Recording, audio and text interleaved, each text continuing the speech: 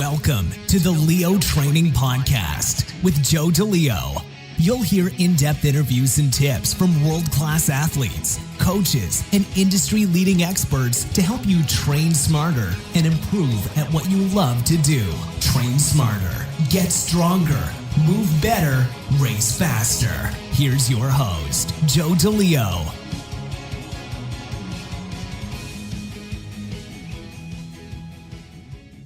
We're back with episode 99 of the Leo Training Podcast, and I am just one episode away from hitting the century mark. This week's podcast features two return guests, Dr. Stuart McGill and powerlifter Brian Carroll. Dr. Stuart McGill is a professor emeritus of the University of Waterloo, where he was a professor for 32 years. His laboratory and experimental research clinic investigated issues related to the causal mechanisms of back pain, how to rehabilitate back pain people, and enhance both injury resilience and performance. Brian Carroll is a world-class powerlifter with over a decade of elite-class lifting under his belt.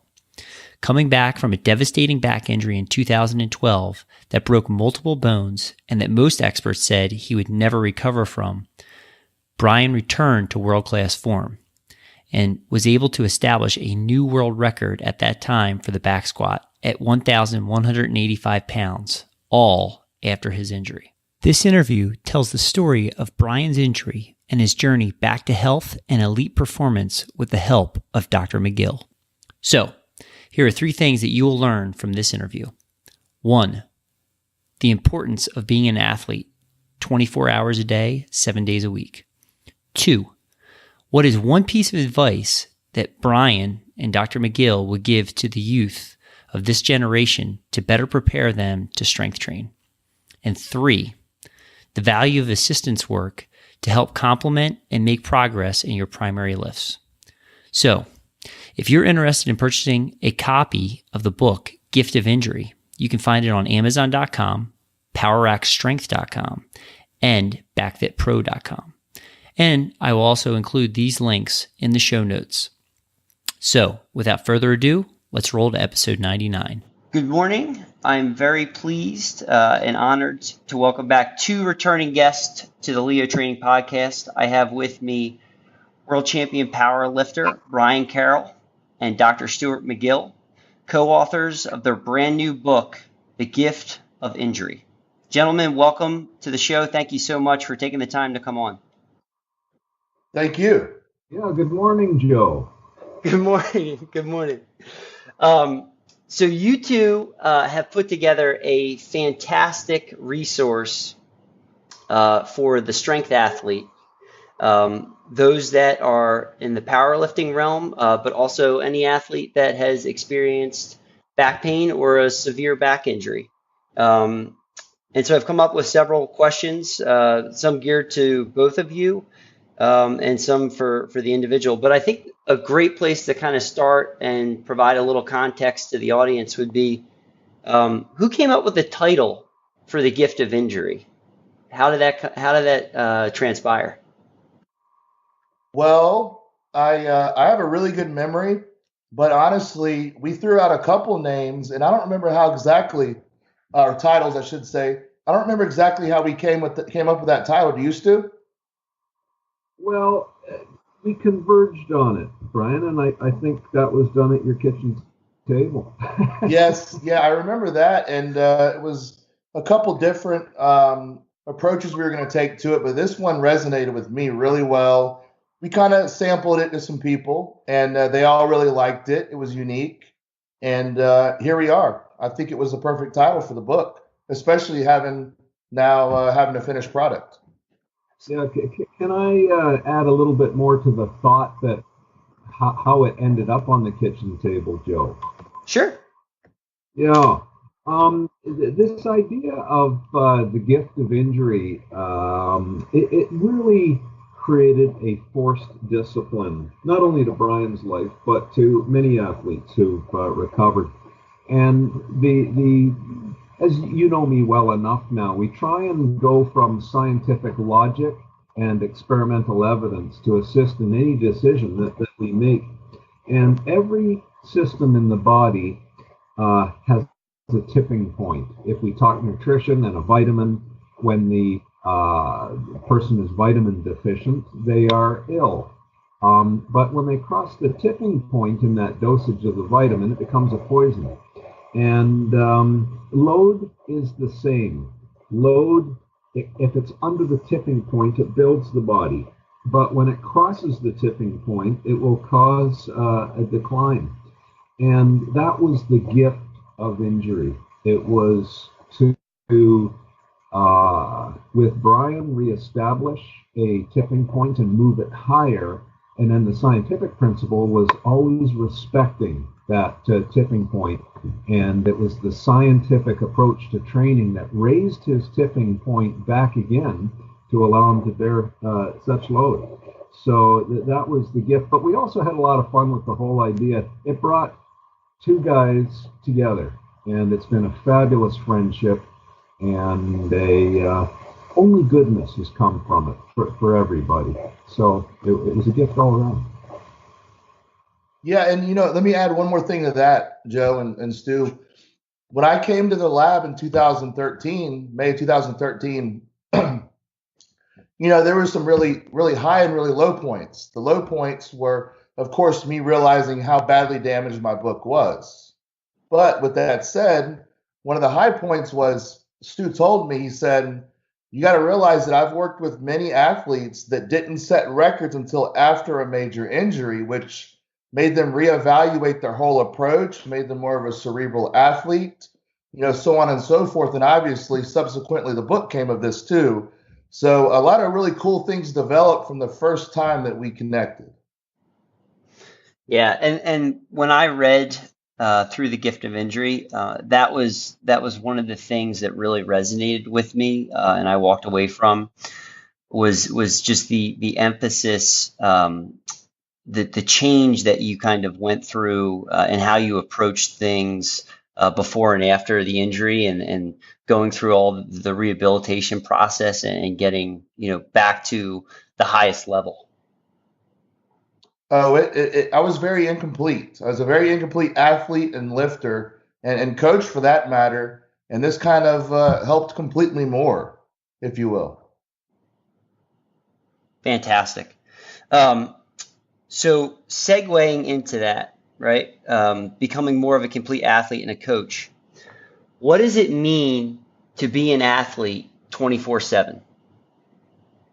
It is the mindset of the cerebral athlete that no matter what you're doing, you're conscientious of your body positions, what you're putting into your body, how much rest you're getting, and every single thing that you do, big or small in your eyes, you're aware of what you're doing and you're treating your body with respect, and you always pick your battles. If you want to be able to bear load in the gym, you've got to be better on your body outside of the gym so you can add deposits to your bank account so you can make those withdrawals in the gym when it counts. What I was doing was withdrawing 24/7, beating my body up around the house, throwing myself on the ground in foam roll, and then expecting to pull athleticism out of my body when I go to the gym. And there's 168 hours in a week.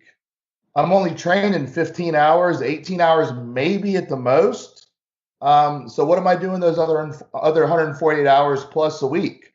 I need to be doing good things with my body. I need to be making deposits. I need to be treating it with respect. So that way I do have that athleticism when I want to use it. You want an opinion from the old man now? Would absolutely echo that. But I'll formalize that in two parts. And let me start with a back pain perspective. I consider chronic back pain as really acute back pain that keeps happening all day long. So when you move in a certain way 24/7, you pick the scab. You're creating a micro-acute attack, keeping that pain sensitivity sensitized. So all day long, you are staying pain sensitive if you're picking the scab. But if you can respect and understand that injury mechanism and avoid it, It allows you to desensitize your back, and it's no longer chronic anymore. It's addressing the little mini acute attacks all day long by, as Brian says, being more mindful 24/7. Once you've reached that stage, now you've built capacity to really train pain-free. So all day long, you have an option now. Biologically, you can move in a way to build capacity, or you can move mindlessly and decrease your capacity. And, adaptation occurs when you're at rest to the tissues, not when you're training. So you train, and then the rest allows that tissue healing to bear load once again. But neurally, it's precisely the opposite. You enhance the neural athleticism while you're training. So do you see it's this yin-yang of the scientific approach. Train to enhance your neural athleticism while you're training, but the mechanical changes to the tissues to allow them to bear load is when you're resting. So that's a bit more of the science side of being mindful and really developing a scientific program, but it's a 24/7 effort if you want to be the best in the world. Yeah, and from a neurological standpoint too, it's treating, when you're in the gym, outside of the gym, and in particular, we'll talk about in the gym, treat every weight the same, respect every load, so you groove those perfect motor patterns, whether it's 135 pounds or 1,035 pounds. Treat every weight the same, so when we are lifting, the groove is perfectly done or as close to perfect as possible every single rep, so it isn't a matter of just turning it on when you're at 75 or 80%. It's every single time, starting with the bar for me, starting with a goblet squat on squat day, progressing to the bar, and then we start putting plates on there. It's the same thing every single time. Yeah, I am so glad that you both brought up these points. One of the questions I have for you, kind of building off of this, is, the environment that I'm in now on a daily basis is I'm spending most of my time working with elementary through high school athletes of all different sports, and teaching them from the ground up the fundamentals of lifting, and trying to really impart on them that mindset that you're talking about, to always respect the weight, to never take it for granted if the load is considerably lower or lighter than a heavier load. So what are some of the things, in both of your opinions, that coaches can do to do a better job teaching the youth athletes that? You got to give them to buy into that it doesn't matter, and that's difficult at times. I remember I wasn't really taught any kind of a warm up in high school when I first started lifting weights. A lot of this stuff I just learned on my own and through trial and error, but I was never taught a warm up. When I was a 225 bencher, 225 pound bencher, I would start with a plate and then go plate and a quarter, which is way over 50% already. And then I would work up to a max. So I would do maybe one or two sets before I was working in the 90+% range. And I didn't have anyone there to kind of guide me. But I think the biggest thing is getting the athletes and the kids to buy in the fact that warm up does matter. That you do have a limited athleticism in your body and capacity. And Stu, what could you add to that? Well, I'd step back one layer, and with the youth, I want to know why they're training. Too many of them are training like a world-class athlete or like a Navy SEAL, to use one of Dan John's analogy. And if they can answer the question why they're training, and if it is simply to live well and to live more robustly, maybe back off training like a heavy athlete. Another thing which among the youth, I will, when a parent or a young athlete comes to see me as a patient, and I'll say, What was when was the last day you had off? And some of them can't answer that question. They are so highly overtrained. So that's my first question. Why are you training? And to echo Brian, then good form will increase training capacity and performance. I'd advise every one of them to train their core. If they want to win, they have to know what are the demands of the sport and write those on a piece of paper. Is it grips? Say to take Brian's game, you've got to have a core of iron, hip mobility, balance strength throughout the body, probably more grip strength with an emphasis, athletic feet to grip the ground. That you can't transfer the force to the bar if you're not hooked in and grounded. So all of these things, the point being, know the sport. Then go measure yourself. What do you currently have that will allow you to meet those demands? And now train the difference. If you already have it, there's probably a little sense in training more of what you have. You have to train what you don't have. But that formalized process of knowing the demands of the sport, assessing your own self very honestly and competently, and we try and show that in the book, how you would go through assessing yourself, and then go choose the very best tool, which is the exercise with the best risk-reward ratio. So people say, what's a good exercise? And I haven't a clue till I've gone through that formalized process of picking out the tool that will take them to where they need to be in the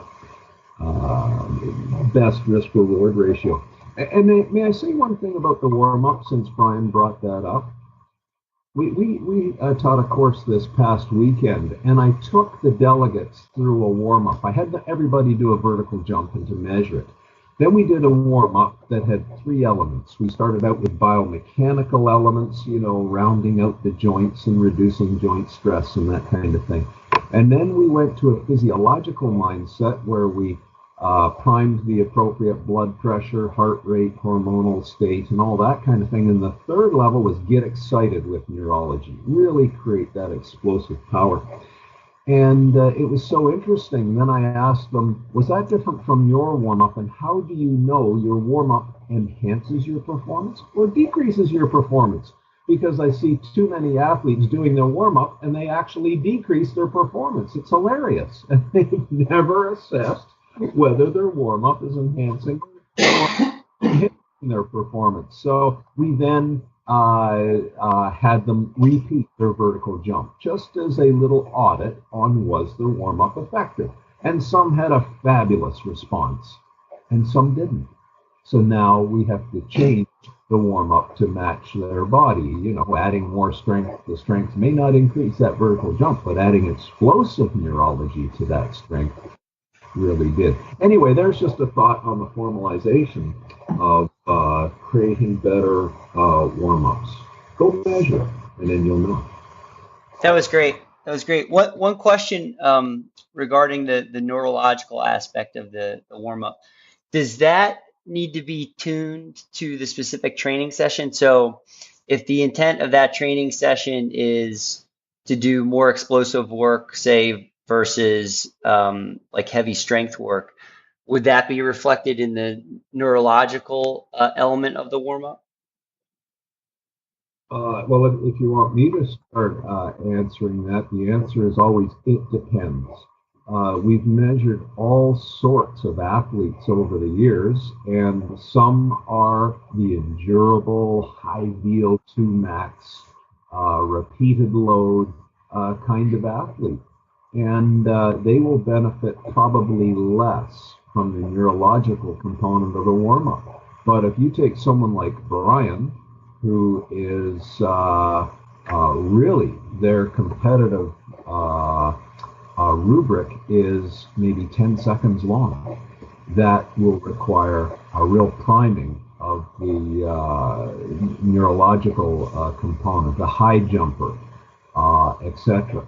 But let's take someone like the MMA athlete, and every MMA athlete knows, are they naturally explosive? Are they naturally strong? Are they naturally mobile? Etc. So it requires a tuning to match the strategy. So the explosive athlete will try and win in the first round because it's going to be a struggle for them to maintain that explosiveness. Now they're taken into round two, for example. So again, the warm-up is matched to the game plan and the execution and their natural athleticism, if that answers the question. It's really a it depends kind of question. Sure. No, that makes perfect sense. Brian, did you have anything to add to that? That was summed up perfectly. I've got nothing to add to that at all. Okay. But yeah, it really just depends. Awesome. So the next question for both of you gentlemen. So regardless of sport, why is it important as an athlete to only compete at a few competitions throughout the calendar year? Well, I can tell you, I've done both. I've done on the small end of 1 meet or 2 meets a year, and I've done on the higher end. I've done in 2008. I did 8 competitions, way too much.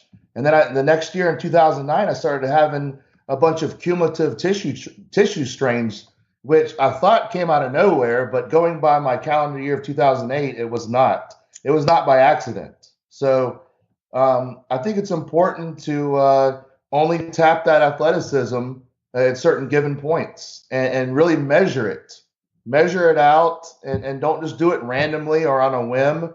Have a nice solid plan. If you're doing multiple competitions a year, and we'll stick with powerlifting for my example, you're not going to be able to peak for 8 competitions in a year. I think 2 is the sweet spot. That way you have a good solid, 20 plus weeks of training for it. That way you can attack the deficits and weak points. That way you can have downtime to recover, and then you can come in mentally fresh as well as physically. You compete all the time. Not just your body will start to give out, but your mind won't be as locked in either. You'll suffer some fatigue there too. Yeah. Well, if you want a little bit of an add-on to that. Again, for me, it's very much of a it depends kind of question. I've got 3 at the moment that I can think of, different strength athletes who are going for world records in different feats of strength. And one was, and by the way, no one comes to me just, can you help me win something? They've all come out of the background of back injury. And that's what we have to respect that in the programming.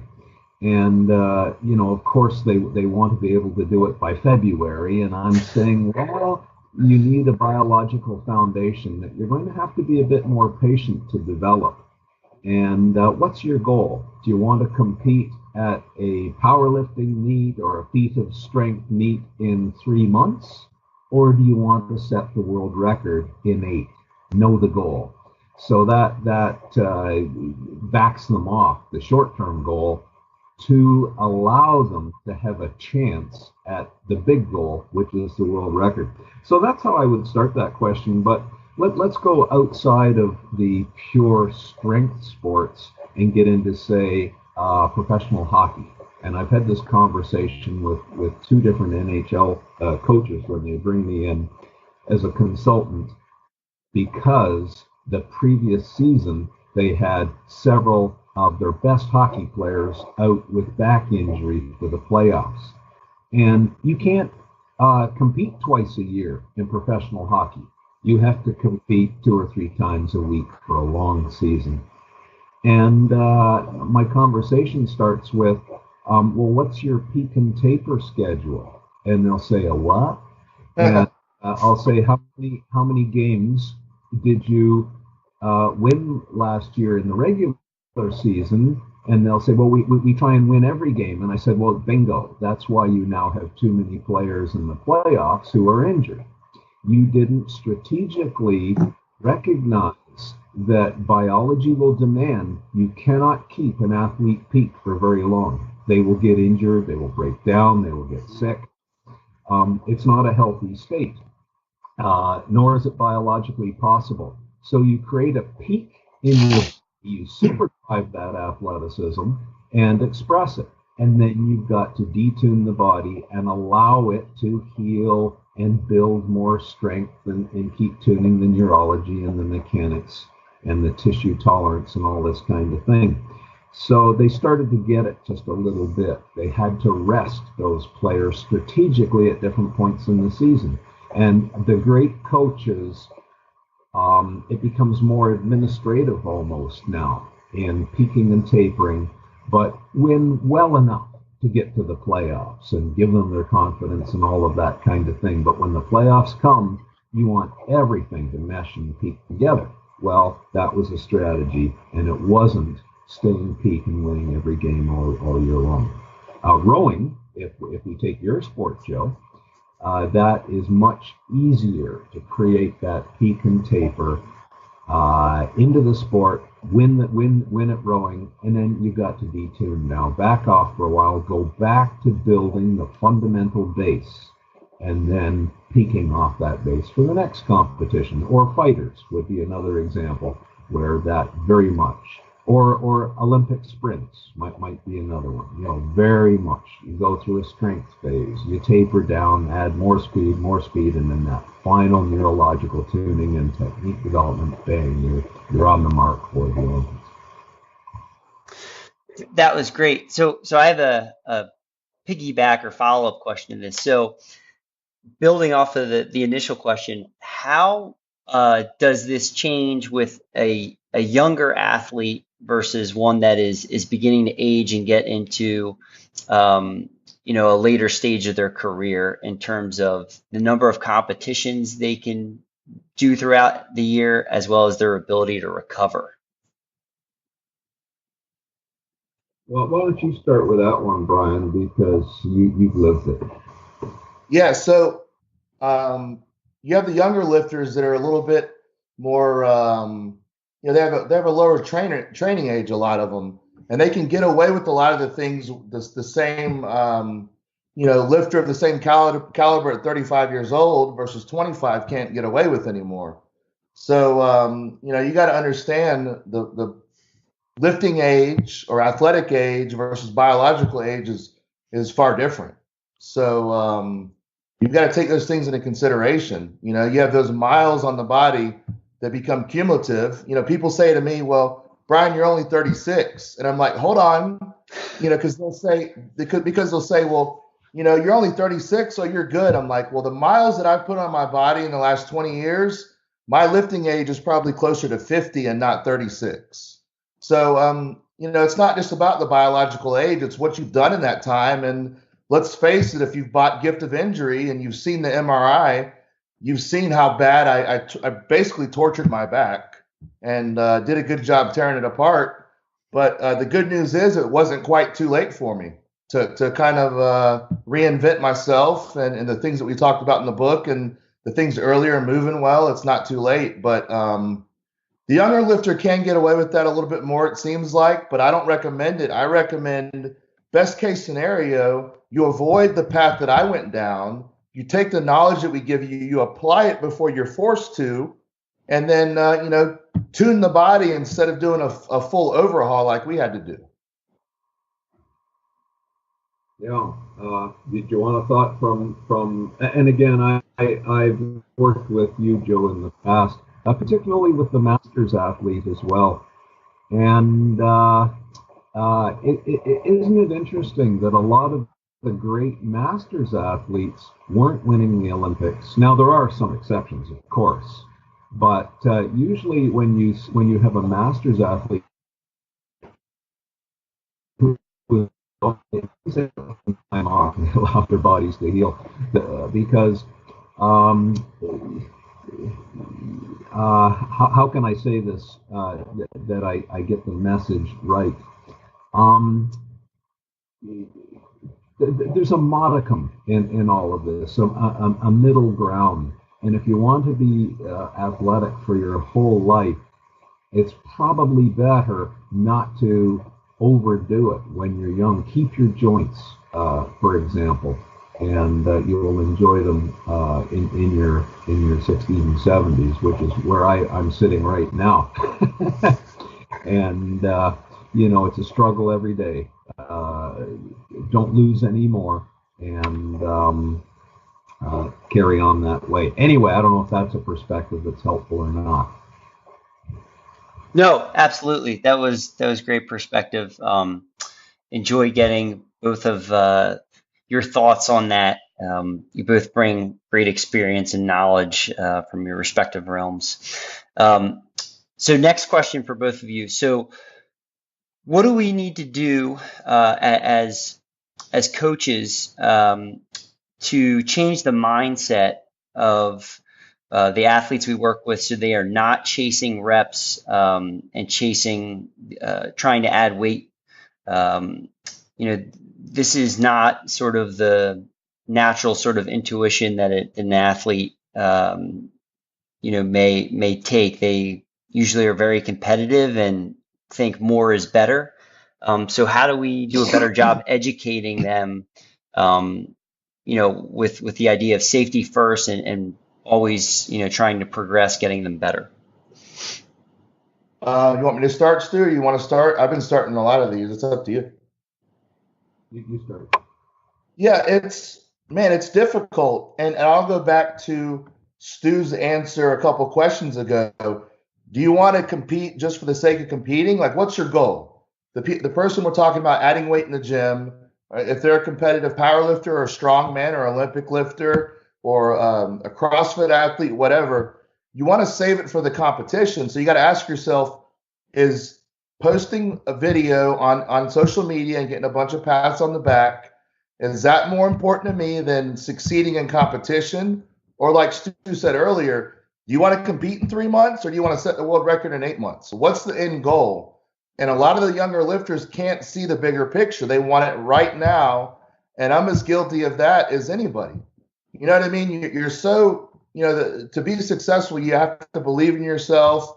Sometimes it's even as much as being delusional. You believe in yourself so much you're delusional. And it doesn't matter what people say, because my whole life coming up in powerlifting, they would say, you're not going to squat 800 pounds. You're not going to squat 900. You're not going to squat 1,000. You're not going to set any world records. You're not going to squat 11. You're not going to squat 1185. So I thrived on people telling me I couldn't do something. The problem with that is you don't want to go around just trying to disprove people's messages to you and what they're saying, because then you end up just spinning your wheels and not making progress. So you got to harness that ego. And the biggest thing you got to tell people is gym lifts do not matter. You can add all this weight, add all this volume, add all this intensity, but a lot of the time you end up peaking way before the competition or way before your goal is even in sight, and you end up breaking your body down. You get fatigued, you get sick, like Stu was talking about. So you got to keep your eye on the prize, as cheesy as that sounds. You know what I mean? You got to keep focused on the goal at hand and do the things in training that are going to help you see that through. And it may not be adding more weight and reps. It might be doing a little bit more volume. You know what? We see a lot of lifters, they don't do any core work. They think core work, okay, I'm going to do some sit-ups and some reverse hypers. Well, you're missing a lot of things if you're just doing that for your core work, right? So it's not just a matter of adding more reps and sets to the bar. It's doing the little things that what? Isn't fun. Training is not fun. Winning is fun. Doing the little things that people don't see, that aren't sexy to post on social media, those are not fun. But you know what? You tell on yourself if you're not doing them when it comes competition day. Yeah. Well, I agree with everything I've heard.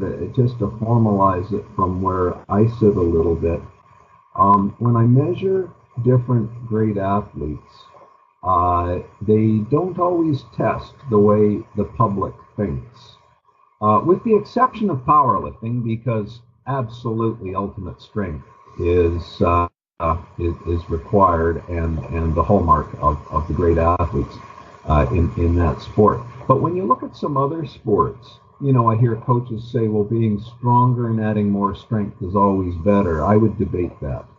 When I measure the great ones, they have what we call sufficient mobility, sufficient strength, sufficient endurance, because everything is a trade-off. If you have a high VO2 max and a lot of endurance, it means you've lost a little bit of the explosive metabolism. In other words, you can't have fast twitch and slow twitch.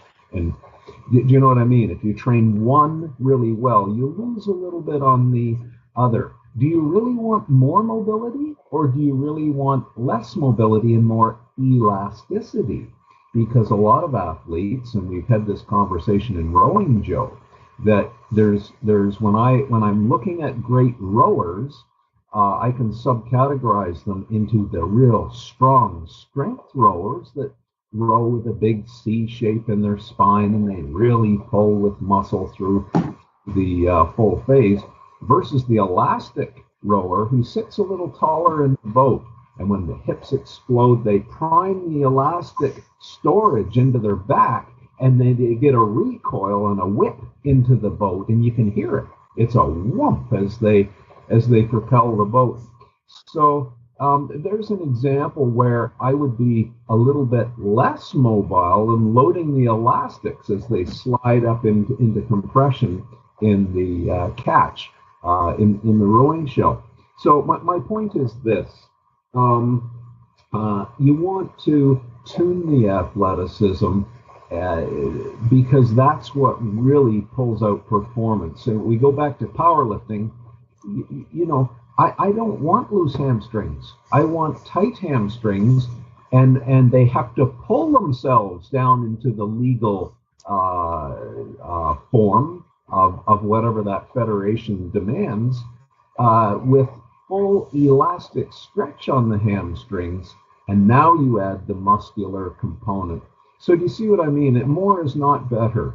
It's the tuned body to express that full athleticism is better. I wish if I took a great powerlifter and just stand on one foot, and if I see that they can't stand for 20 seconds without falling over, we have a problem. They can't transmit force from the bar through that linkage to the ground with control.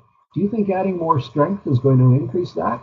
Or is it the ability to skillfully steer that strength through the linkage? Don't get out of line of drive by 1 millimeter, and they'll have a better lift. So, there's a bit of that discussion. It's tuning and skill as well. Yeah, absolutely. And there's such a higher level to what you're both talking about, because it goes well beyond sort of the sets and reps and the weight on the bar. It's a lot about all the little intangibles, the mindset, how you're approaching the practice and the skill and development.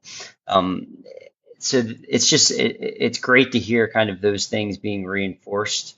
So thank you both. Yeah, Thank you. You look at the great coaches from different sports, and I think into the world of track and field. Look at the coaches that produce many Olympic medaling athletes, and they're tuners. I think of someone like Dan Paff, an Olympic track and field and sprints. He's tuning stability in the core, mobility, strategic foot mechanics, sharing load between hamstrings. He is tuning, just like the very best car mechanic is tuning every little aspect of that Indy race car. You get out a little bit on air pressure, you'll lose. In the tires, for example, the gearing and the transmission, if it's off a little bit, it doesn't matter if you have more horsepower, it actually become a detriment. So look at the great coaches and see how they are tuning athleticism, and as Brian does with his coaching in powerlifting, it's tuning the machine. Yeah, and the higher you get towards maximum human potential, the more the details matter. Just like the air in the Indy car and the tires, just the little tiniest nuance or detail makes a difference between a world record and getting crushed under a load. And Brian, I bet that the tuning for the athletes that you're working with, it's different for each person. Everyone's different. Like Stu said, it might be they might actually lack a little bit of mobility, or they might lack some hamstring tightness. So yeah, everyone's quite a bit different, and we see a lot of people. The mobility epidemic was going around for a while. When a couple books came out, everyone was stretching and trying to get hypermobile, and it was actually killing their squat and deadlift power. It was very interesting to see. I'm glad it's kind of swinging back, where people are realizing you don't want to just randomly stretch and loosen up, certain areas of the body, especially if you're trying to be elastic and explosive and strong. So it's going to depend on each person. Right. Yeah. And I always love coming back to that point, because it's, what's the end goal, or what's the end desired state that we're trying to get to? And does adding that tool or exercise into the program move us further or closer towards that, achieving that goal? Or is it just in there because, we want to do it, or we think it's something we saw and we want to try? Like, what's the value in adding that in? So it's always great to hear from some of the best. So those were the questions that we have for both of you. And then I came up with a few questions for each of you individually. So is there anything you want to add before we kind of go back and forth between the individual questions? I don't have anything. Oh, yeah, you're the leader, Joe. Okay. All right. So we'll kick it off with Brian. So Brian, what does it mean to practice the way we plan to compete, and to approach every lift with intent and meaning? Yeah, so I hit on this a little bit earlier, a little bit preemptively, just because it came up. But being mindful with your warm-ups, with the lightest weight on the bar for the day, you need to treat that just the same as your heavier set. And it's so important to do that. It's just something you turn on, and you're not going to be casual with any weight on the bar. You're gonna approach it with the killer instinct no matter what. And it has to be, you have to be mindful with every single thing that you do. And that means, especially if a competition is imminent, it means lifting in perfect competition form, every single rep, everything the same. You're set up on the squat, perfect. Your hip hinge, locking your lats in with the lifter's wedge, the bench press, driving your heels, having your knees out, really retracting, bending the bar. I mean, it's things that you want to do every single time. So when you're going into your last little phase of peaking for competition, you're not all of a sudden saying, oh, my form sucks, it's time to fix that now. No, you're doing the most minute details when you're going into a competition that are going to finally hone you into that perfect form. But you don't just all of a sudden start worrying about it at the end. You're always mindful every single rep, and you're always trying to get better. And Stu asked me, and to make a point, he goes, have you ever had how many times have you had the perfect squat, bench, or deadlift? And the answer is, I'm still looking for the perfect one, because always trying to get a little bit better, a little bit more efficient, a little bit faster. Everything you're trying to dial in just a little bit more. Now, I'm not saying you totally revamp things and change it if it's working, but it can always be a little bit more efficient and better. Excellent. So that's what we're chasing on. So Brian, just to kind of build upon one thing you said there. So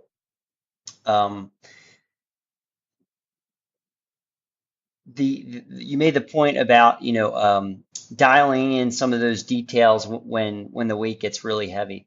Why is it important to always emphasize it at the lighter loads? Because that's one of the things that I really try to drive home to, especially some of the youth and the high school athletes that I'm coaching every day, is to always respect the weight.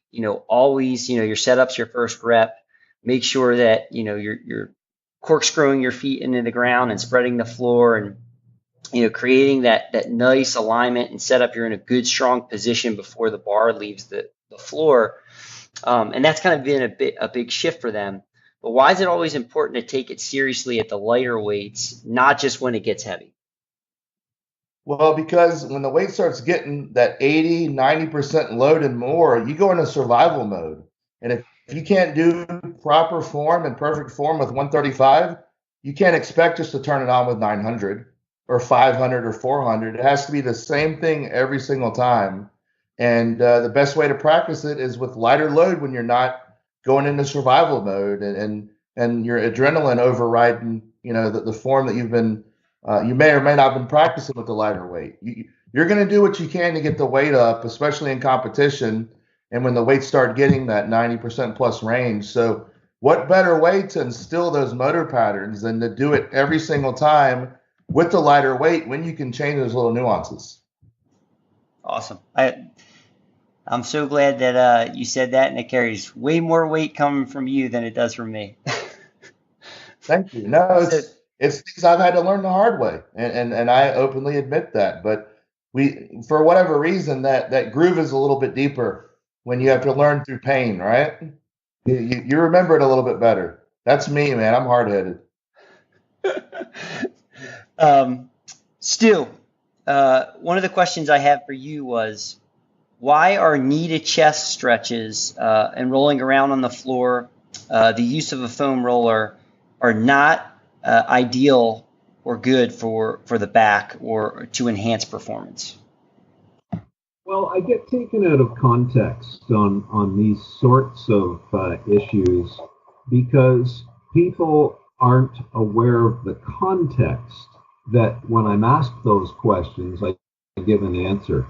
If a person has no history of back pain and they want to be a gymnast, or, I couldn't care if they roll around on the floor or if they pull their knees to their chest. It might be a perfectly good thing to do.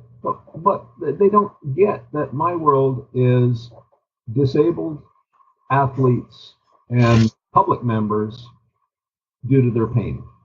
And I have to understand why they're in pain and remove the cause of it.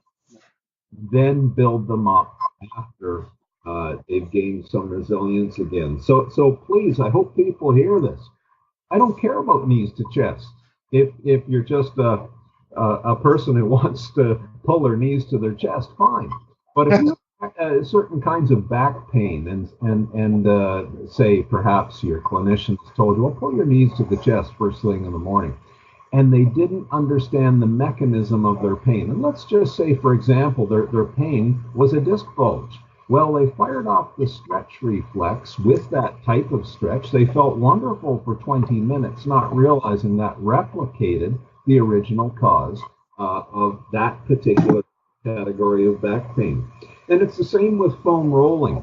And I have to preface this as well. I don't know about foam rolling, gluteals and quadriceps and latissimus dorsi. Go ahead. That's not. I'm not worried. What I am concerned about is when patients come to me, and some very high-profile athletes who've been foam rolling transversely across their low back.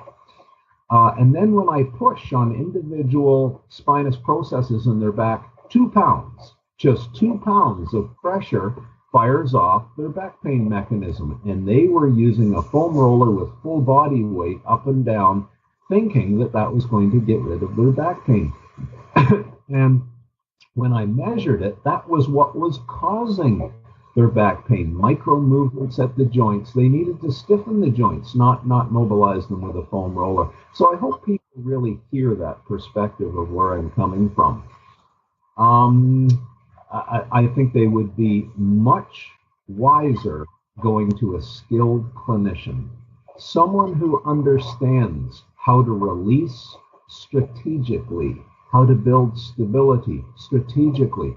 Don't mobilize and foam roll a joint that's already screaming in pain because of the micro movements there. It needs the opposite.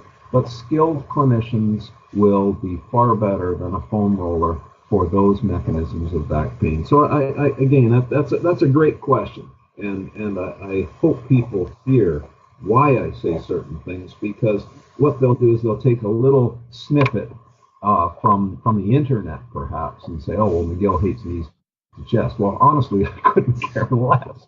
But if that's their mechanism of back pain, I care very much. Right. Yeah, and as you would say, the context matters greatly, and it depends. Back to Brian. Brian, one of the areas in the gift of injury that you and Stu discuss quite a bit is the value and importance of assistance exercises. So what do you look for when you are coaching an athlete to select the appropriate assistance exercise to help them continue to make gains in their training program?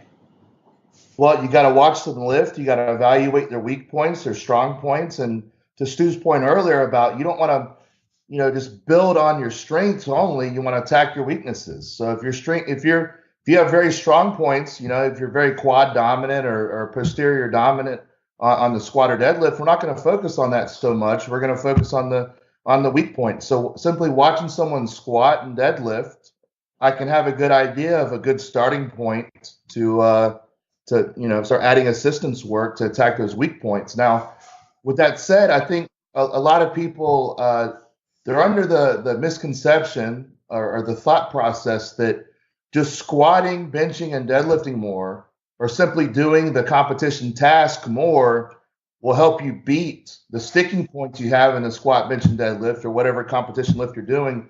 And I don't agree with that. I think you need to attack your weaknesses, put yourself in positions to help you conquer those sticking points, and of course, never do assistance work just because you're good at it. Do the things you suck at, attack those, get better at that, because I guarantee you, a lot of the people that need core work, need to do planks and need to do bird dogs, need to do stir the pot, need to do suitcase carries. I'm willing to bet most of them are pretty poor at it, and it's just not a fun thing to do.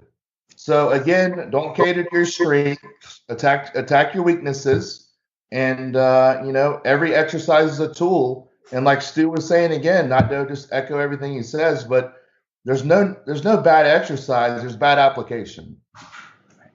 Right. Excellent. Thank you. Stu, could you describe how the big three exercises help to provide a stiffening and bracing effect for several hours after an individual were to perform them, and how these help to reduce micro movements?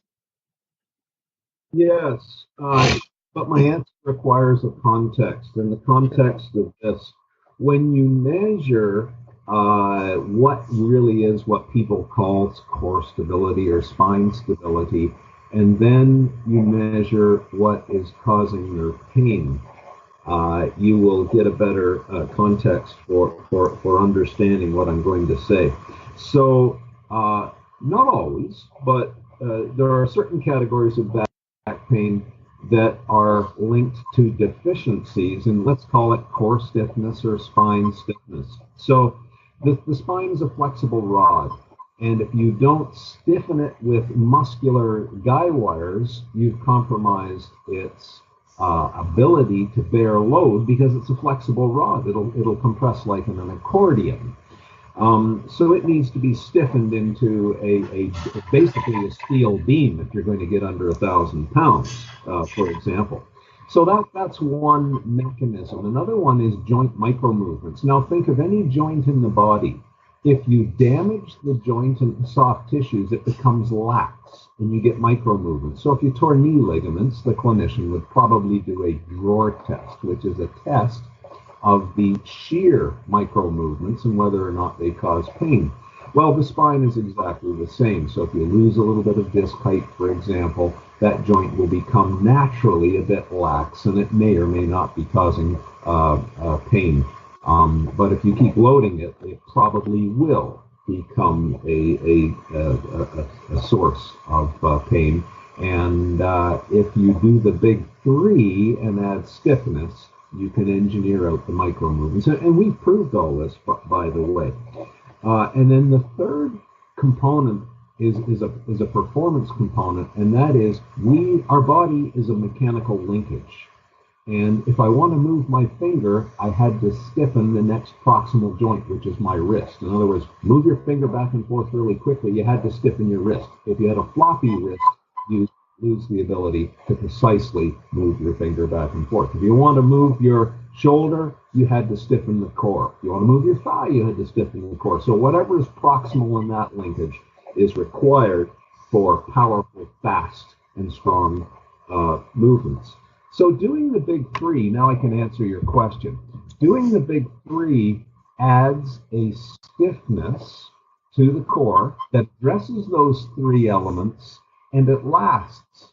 We did 2 studies on graduate students, Muay Thai fighters. We've done it in other athletic groups as well. If you train for 6 weeks, we can add a measurable increase to that core stiffness. Now, does it increase performance? The Muay Thai fighters kicked and hand strike harder. They were able to back up the fist and foot strike with more stiffness. So they were hitting the bag with stone in their whole body rather than just the weight of their fist. We've measured the micro movement change in athletes. We published this in Spine immediately with appropriate core stiffening patterns. Their pain was reduced. Going back into the next study with Muay Thai fighters, when you do the big 3, it adds a short temporary enhancement of stiffness. So when Brian warms up his powerlifters and does the big 3, he actually adds more proximal stiffness to get better transfer of power from the hip musculature, not leaking it into a bending spine, but propelling the thigh in the squat. Well, you could say the same thing about sprints and why some NFL football teams employ those exercises. So we've measured all of this, and even people, just members of the lay public. My colleague, Professor Jack Callahan, for example, back at the University of Waterloo, has had people stand. Those who have more side plank endurance times, which is one of the big 3 exercises, actually stand longer before they get discomfort in standing. And he super drives that by just putting a magazine under one of their heels. In other words, you put an asymmetry into their back, and performing or having a better ability to do those exercises gives them more resilience for life. So those are just some scientific proofs, and also a mechanistic description to help consume the perspective of the answer. That's fantastic. Thank you. Brian, final question for you. So this is something that you go into detail as we come towards the end of the gift of injury, and your decision to retire and over the next several years to take steps to lowering your body weight. So I was hoping that you could share how you came to that decision, what led you to that point, and kind of where things are headed. Well, as you talked about there, and we've talked about this whole podcast, the things that we do aren't healthy. There is a limited amount of athleticism, and even though I don't have any day-to-day pain, we rehabbed great. We've gotten a lot more big lifts out of my body. It isn't going to continue in a linear process. It isn't like, okay, I've been good for the last 4 years. I'll still be good for the next 4, 8, 12, 16 years. No. And the problem is I don't want to keep pulling out of the well and make it dry before, you know what I mean? I don't want to pull all the athleticism out of my body where in my 50s and 60s, I'm limping around and I'm beat up. And because, the back's good, but the other joints will end up giving out as well. So it's just one of those things that when I met with Stu that first day, I told him that I just wanted to hit a couple more goals. And at that point, he told me I was pretty much done. And that's when the idea was conceived about the book, because he goes, who knows, maybe you're right. And we ended up writing a book about your return to powerlifting. And here we are 4.5 years later. We made the return. I squatted over 1,100 pounds again. I went after more goals and got them. Won the Arnold 2 more times since then. So there's really nothing left for me to prove. I got that little bit more time out of my body and without too much consequence, thank God. So I think it's time for me to kind of start moving towards my next phase of life where I can work on being a better author, a better coach, and I'm still going to lift. But this Gift of Injury book has really brought about a bunch of opportunity for me to speak and help not just powerlifters, but athletes in every realm So I'm going to take full advantage of that over the next few years. And Stu and I are going to do some really cool things together as well as we get things hashed out and established with the book. But being 265 pounds isn't healthy. It's not healthy on the heart. I do have good blood pressure, thankfully. My blood work's good, but at the same time, there's no reason for me to be walking around this heavy if I'm not trying to break another world record. So over the next couple of years, I'm going to really focus on my health and athleticism, in different aspects. I'm going to be walking more. I'm going to do more cardio. I'm not going to lift as heavy, and I'm going to try to start bringing my body weight down closer to 200 pounds instead of being, closer to 300 pounds. So, it's just one of those things that you kind of know when it's time to start backing off. And luckily, I'm able to do it on my own terms once again instead of being forced to. So I am grateful for that. And so much good has come out of this whole injury deal. And, a lot of people have asked me what I would do differently at this point, looking back, what I've done differently along the way. Well, it's kind of there's really no answer to that because there's no going back and changing things. But if it wasn't for the sake of what I put family and those close to me through, being depressed and dealing with this type of a major injury, I would do it all over again if it brought me to the same place. I'm glad to hear that, Brian, because for your 60th birthday, I'll be 85 and I want to go fishing. Well, Brian, that was fantastic. I really appreciate you sharing your perspective and that powerful message and getting that insight from you. So thank you very much. Yeah, back injury is not a life sentence, and that's what we want people to have as a take home. Whether they want to read the book about the story or if they want to rehab their own back and get back to performance, this book, along with Back Mechanic, will get you there. It gives you so many different tools, not just to get out of pain. So anyone that has a back injury has a good chance of getting out of pain, because I took it a whole other step further, didn't just get back to lifting, but got back to bearing over 1,100 pounds on deadlift on the squat and deadlifting over 800 pounds again on the deadlift. So all the more reason for the person that just wants to be able to pick their kid up out of the crib pain-free. There's plenty of tools out there between Stu and I to help you do that. And don't think just because the doctors told you that you have a severe back injury and you have to have surgery and, give you a very depressing message does not mean that's your only path. 100%. And one of the things I think you did a great job of driving home in the book during that rehabilitation process is that you were extremely patient.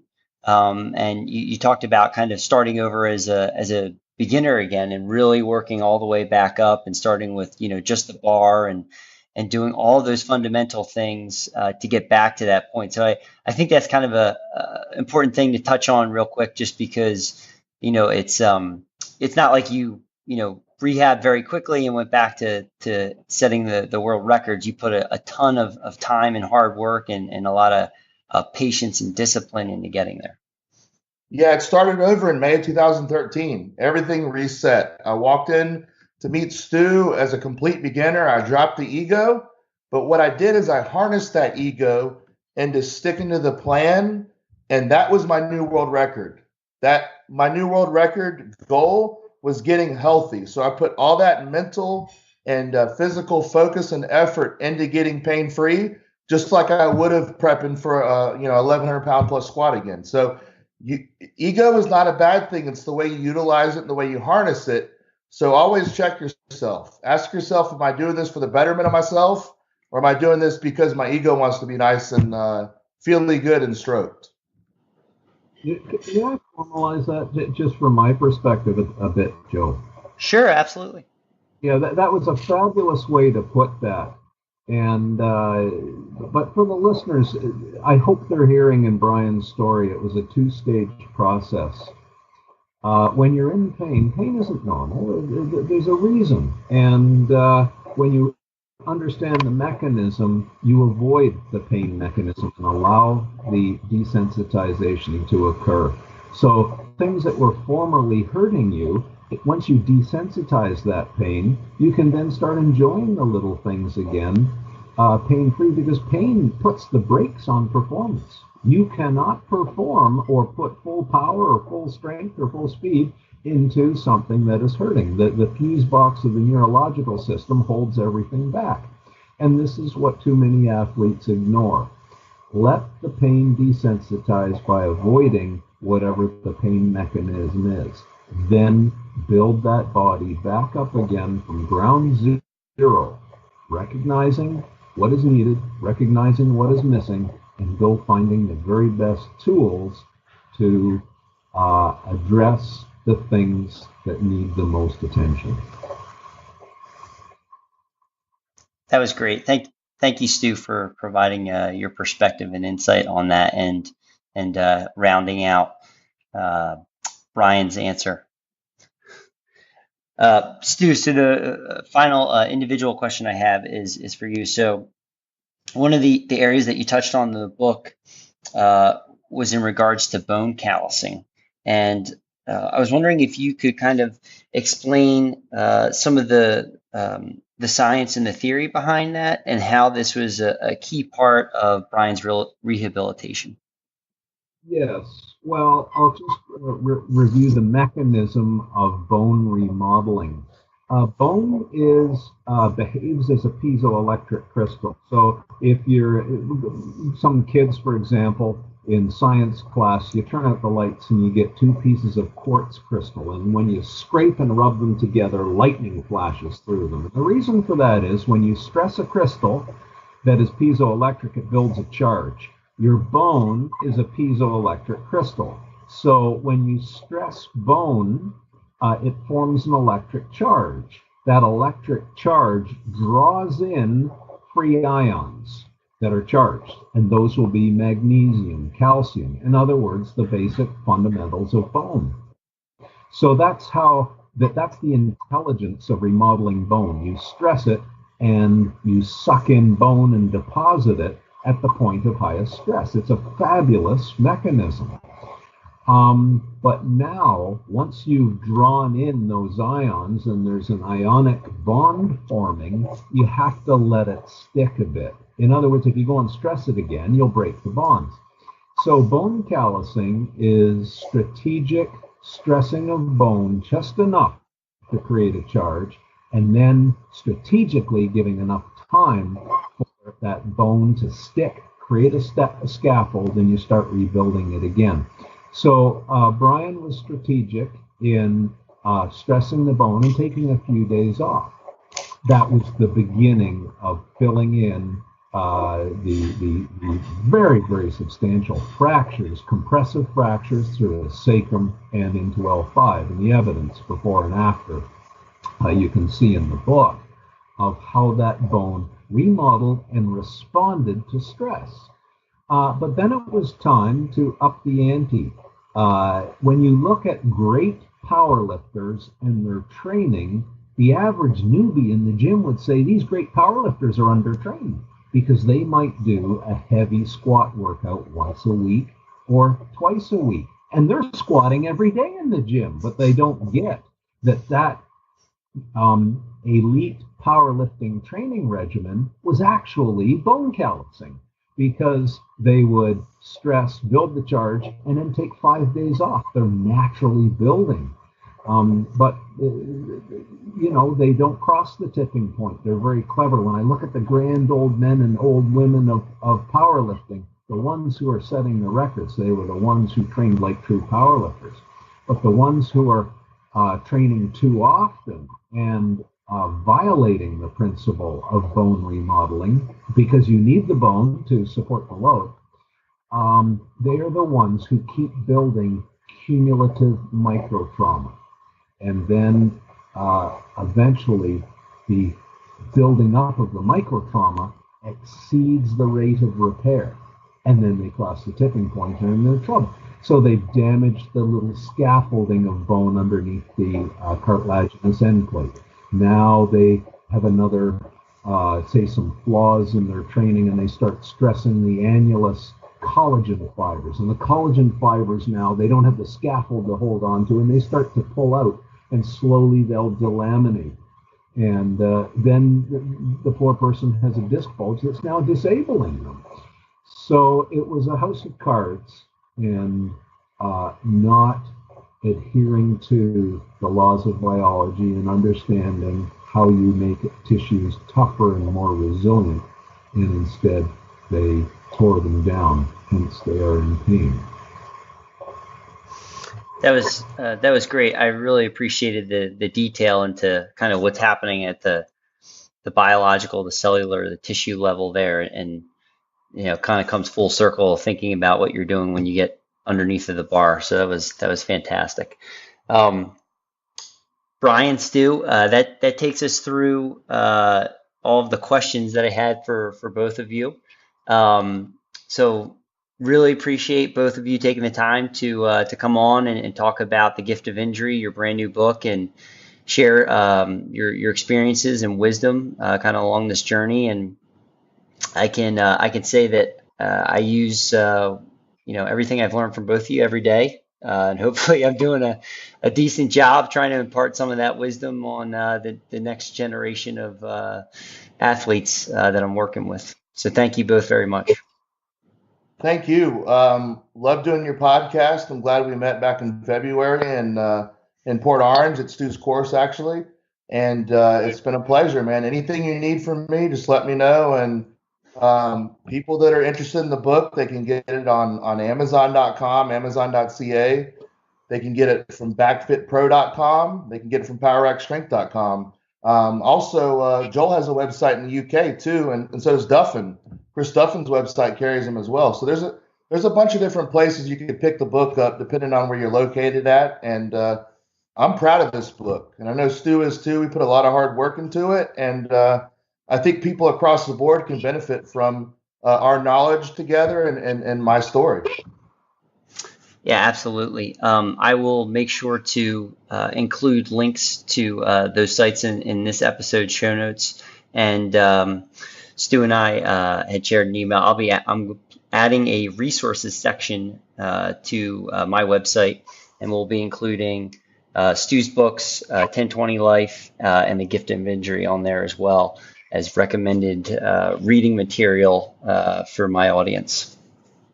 Thank you. Okay, thanks so much, Joe. Again, your listeners may or may not know, but we meet quite often at the U.S. National Rowing Championship Regatta. I think this year it is out in California, and I know the World Championship is in Florida, so I don't know if we'll be headed to those, but I'll be there. So awesome. I'll look forward to sharing a beer with you at those meets. That sounds good. Yeah, I'm planning on going to one of them this year, so I'll check the calendar when they're coming up. But gentlemen, thank you so much. Let me just give you a proper goodbye off air, and we'll wrap this one up. Thank you, Joe. Sounds good. Thanks for listening to the Leo Training Podcast. Subscribe and get even more expert training tips at www.leotraining.io.